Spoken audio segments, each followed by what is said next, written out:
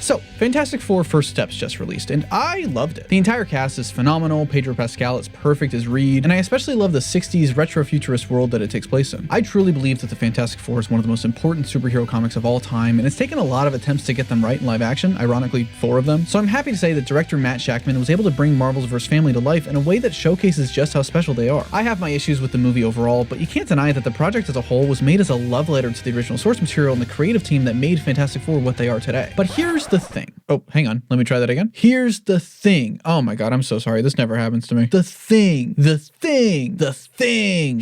the thing. There we go. That was weird. I don't know what happened there. I think it's not unfair to say that the Fantastic Four are Marvel's most important characters. Ever since their first appearance in 1961 by Stan Lee and Jack Kirby, this book literally changed the trajectory for Marvel Comics and defined their identity moving forward. The cover of the first issue was essentially clickbait. I mean, most comic covers are, but this one especially. The Fantastic Four themselves are barely even visible. Giganto gets more real estate, but there's a reason for that. During this era, the Comics Code Authority had banned horror comics, so to stand out on the shelves compared to other superhero books, Kirby did the next best thing. He made it look like one. He put the monster front and center like the pulpy books of the 50s, which gave the book an edge that made it instantly stand apart. But when readers opened the book, there was something else that made it stand out from the others. What they found felt like a true, genuine family. It wasn't the usual formula of secret identities and clean-cut paragons that had become commonplace for the genre. These were characters that, despite being superheroes, were people first. They bickered and argued and had their own problems in addition to the villain of the week. It wasn't a power fantasy, but more of a sci-fi tragedy wrapped with superhero aesthetics. For the first time, readers saw that superpowers could ruin your life, that the people behind the masks could fight with each other, lash out, screw up, and still love each other through it. That emotional honesty was kind of radical for 1961. It came from Jack and Stan pouring their own frustrations and dreams into these characters. It's common knowledge by now, but Ben Grimm is Jack Kirby. So much of the character's DNA is so directly based on the King of Comics himself, and the book was essentially Jack's baby for so many years. And it was that idea that gave Marvel its edge moving forward. Fantastic Four wasn't the first ever comic to make the characters relatable, of course not, but it definitely set the standard for the company. This was refined even more by Lee and Steve Ditko's work with Spider-Man, but the Fantastic Four were the first to really break that mold. If you're looking for some Fantastic Four comics to read after the movie, you can't really go wrong with the original Lee and Kirby run. I'm also very partial to Mark Waid and Mike Waringo's run from 2002, Jonathan Hickman's run from 2009, which led to Future Foundation and later Secret Wars, and then my personal favorite and the most recent, Ryan North's run, which started in 2022. Not only is that the perfect jumping on point for new readers, it's probably the best that the characters have been written in years, with every issue using each member of the team to their fullest and taking creative risks to push genre and industry conventions. And if you're looking for another comic that takes those same creative risks, check out today's sponsor, Print Is Not Dead, which is now live on Kickstarter. Print Is Not Dead is a 120-page comic anthology featuring over 20 unique stories across different genres. Created and written by Elijah Joseph, who runs the indie comic company Hey Comics, and illustrated by over 20 different artists from around the world. This is one of those sponsors that, like, you know, I'm always kind of happy to help out, you know, it gets me excited. I'm always happy to help people discover new creators and support independent comics and get something original out to the world. The book includes full-length shorts to even one-page comics, and I'm even going to co-write a one-page story of my own to squeeze in there, if it's good. If it's good, let's be real, I don't fucking know, you know? I talk a lot of talk about like, oh, fanboy pre-writes, but like, maybe I suck. Who knows, you know? They just started their Kickstarter, and depending on how much you support, you could get either a digital edition or a print edition with 3 unique covers, and even crazy rewards like mystery boxes, personalized comics, and more. And they're even offering a Troy Oboyo subscriber discount, so get up to 35% off retail price when you back the book using the link in the description. Thanks Elijah for sponsoring this video, and thanks to my patrons and channel members who help make these videos possible, starting at just $1 a month. In addition to how the Fantastic Four broke the mold, that's not even to mention the countless iconic characters that spun out from the original run, like Dr. Doom, the Watcher, Silver Surfer, the Skrulls, Inhumans, even Black Panther was originally a Fantastic Four character. There's a reason so many of the biggest Marvel stories and events are centered around the first family. In a literal sense, the Fantastic Four are the backbone of the entirety of the Marvel Universe, which is why I am so in love with the world of First Steps. The hyper-stylized retro-futurist 60s vibe was the perfect way to not only make this movie stand out from other interpretations and the rest of the MCU, but also such a love letter to this era of the comics. From every single decision in the movie, the set designs and the costumes and the focus on the wonder and beauty of space travel, you can tell that director Matt Shakman has such a true and genuine love and care for those original Lee and Kirby stories. I loved Earth 828 so much, especially the reasoning for the number being based off of Jack Kirby's birthday, that I don't ever want to leave it. Seriously, just set the rest of the MCU here. It's perfect. I want to see Spider-Man in this style, or Ant-Man, or a hyper-stylized Iron Man. Whether it's rebooting the universe after Secret Wars and making the world more like this, or honestly, fuck it, just dropping everything and starting from scratch here, I don't care. I want it. But I might as well get on to the main event and talk about the Fantastic Four themselves, starting with a personal standout for me, and that's Pedro Pascal as Reed Richards. Ever since it was announced, I was a defender of Pedro being cast. I liked him a lot more than most of the other million names and fan casts that were getting thrown around. And despite him being in everything, like people always say, the dude has been working in the industry for over 20 years, and I'm honestly happy to see him get his comeuppance now. But even despite that, he is perfect as Mr. Fantastic. He captures not only Reed's intelligence as the smartest man in the world, but also his deep guilt that he has because of it. I was initially a bit worried that because of how familiar I was with Pedro's work, that I wouldn't be able to unsee him as Reed, but there are times in this movie where I forget I'm watching A-list actor Pedro Pascal and I'm seeing Reed Richards brought to life. Literally, it feels like he stepped right off the pages of Ryan North's run. I've always really loved Reed as a character, but a lot of times adaptations can struggle to get him right. Too many people think that Reed is some egotistical, cold, controlling asshole who cares more about his science than his own family. In large part because of the Ultimate Universe, but also other adaptations haven't really done the character justice. But this movie captures all of his flaws without forgetting about the warmth and humility and kindness that ultimately define who he is. And the movie even captures the neurodivergent and autistic traits of the character that have been canonized in recent years. From the sillier moments like having his panic scheduled for later, but also when he talks to Franklin about how he doesn't want to see himself in him, or to Sue about how painful it is to imagine all those horrible things to plan for. And it's those small and personal moments that made the Fantastic Four so special in the first place. I think that the only thing that felt lacking with Reed was the use of his powers. I saw an interview with Matt Shakman where he said that he wanted to respect realistic physics and scientific principles, so when Reed stretches, he has to counterbalance himself, he has to maintain mass so different parts of his body shrink when others stretch, which are all very neat ideas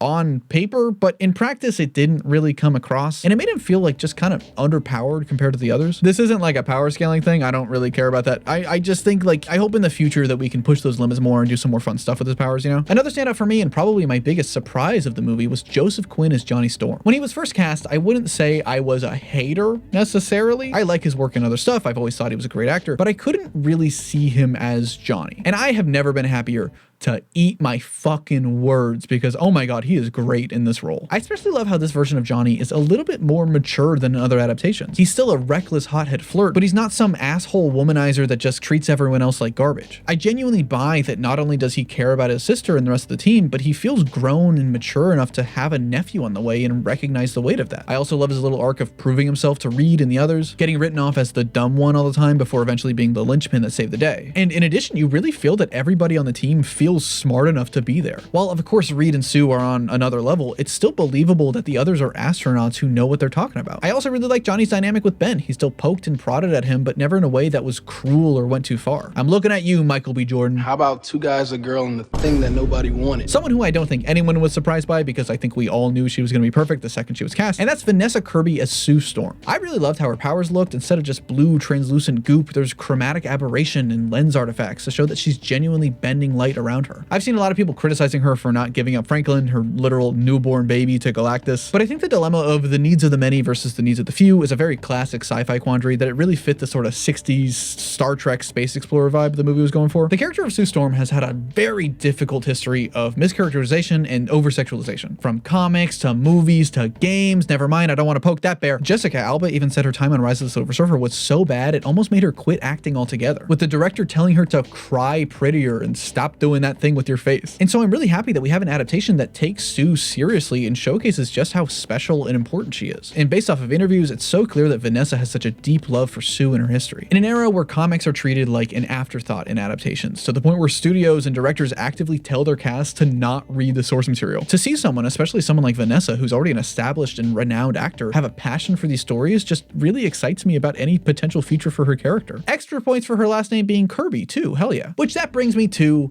The Thing. I hate to say it, but I think the character who was lacking the most was Ben Grimm. Not to any fault of Eben Moss-Backrack, he was phenomenal. Firstly, he looks amazing. I was originally worried about him being fully CGI since I just really love the prosthetics that Michael Chiklis wore in the 2005 movies, but the CGI and animation look great, even despite Marvel's usual approach to VFX. The design is ripped right out of Kirby's original. He might as well be an Alex Ross painting brought to life. I honestly think they added the beard so that they could differentiate him in merchandise more from actual like comic versions, because they always do that, you know? And not to mention the way that Eben talked about not just the source material, but also Jack Kirby himself and his overall impact. Unless I'm mistaken, that might even be the first time his name's been brought up by an actor for one of these movies, which is a shame that it's taken so long. Despite being crowned the king of comics, Kirby has notoriously and historically never gotten the recognition he deserves until recently, which is why the naming of Earth 828 is so special, that for once his name is getting that spotlight. And I hate to say it, I kind of teared up a little bit when I saw that. And it really shows that Eben knows his stuff and took this role seriously. But despite how much it was teed up for Ben to be my favorite favorite here,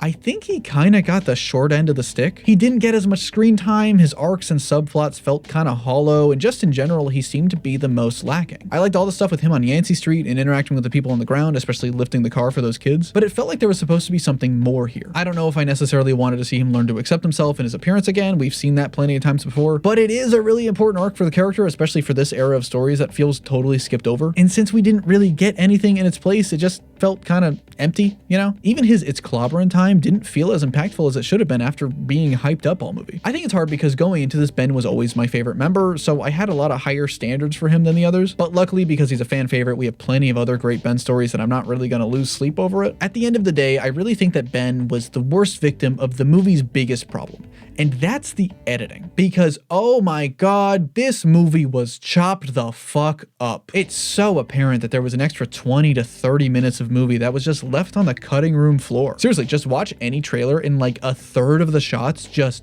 don't happen. Not in like a hiding spoilers kind of way, or even just like a, oh, that's just how trailers work kind of way, but in a goddamn a lot of stuff got cut kind of way. Like honestly, I don't know how I'm gonna edit this video because I really don't have a lot of clips to work with.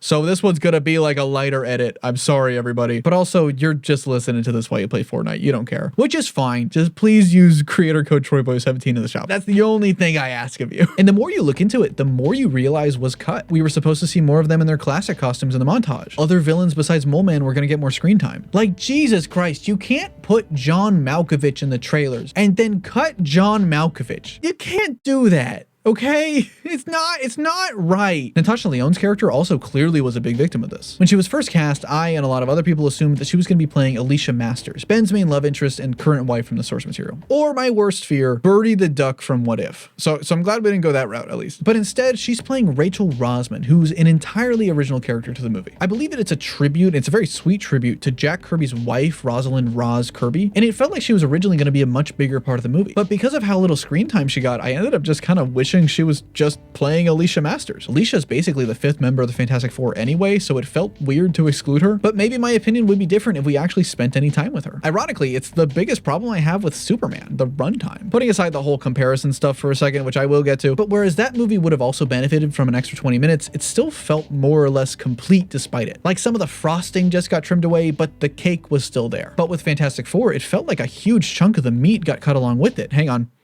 I'm confusing my food analogies. It seems like we have an epidemic of the 2-hour blockbuster, where studios want every big budget movie to be around 2 hours to maximize profit, even if they have an ensemble cast and need the space to breathe. And speaking of space, let's talk about Galactus. I'm sorry, I couldn't find a better transition. I really love Ralph Ineson as Galactus. I love his sense of scale and his voice and the recurring themes of Archimedes' lever to solve the big problem. I mean, even just making him a guy was a step up from what we've seen before. I especially love the practical costume that they gave him and doing as much as possible in camera. And similarly, Julia Garner as Silver Surfer really impressed me. I definitely think going with Shala Bal was a really smart choice for the character as opposed to the traditional Norrin Rad. It showcased that this is a different universe where we'll eventually meet the classic down the line. I think that this movie did such a great justice to the original Galactus trilogy. That arc covers issues Fantastic Four 48, 49, and 50 from 1966 by Lee and Kirby. And it set the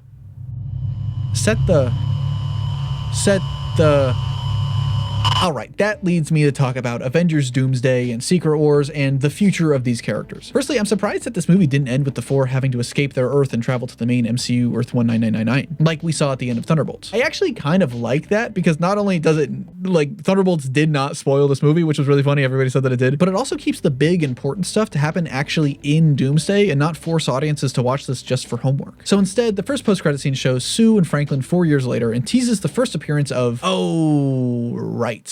Honestly, this movie was so good that it made me forget Robert Downey Jr. was going to be playing Doom. If you're not caught up on all the Troy Boyle lore, I have a whole video from last year about why I'm not happy with the casting, but just to sum it up really quick, it feels like desperate stunt casting to bring casual audiences back, and it ignores Doom's Romani heritage that's very integral to his character. People have tried telling me to get over it for the past year, and I'm sorry, I still don't like it, okay? I still don't like it. Unless if the movie literally shows a different guy playing the real Doctor Doom, and then him taking Robert Downey Jr.'s face. And just in general, I'm pretty worried for this movie. That Cher live stream made me unnecessarily mad, and it seems like they're filming without a finished script right now, but I'm still hoping that it can turn around and surprise me. You know, I'm not going into this thinking it's gonna suck. I'm genuinely gonna give it a fair shake, especially with Secret Wars pulling from one of my favorite comic events of all time. I've always thought it it was pretty clear that Doomsday was going to be about incursions, which is when two Earths take up the same space. Now, I don't see them doing the whole thing from the comics with Molecule Man, where he was placed in every universe like a bomb to destroy the multiverse, but it could have something to do with the anchor beings from Deadpool and Wolverine, which is a concept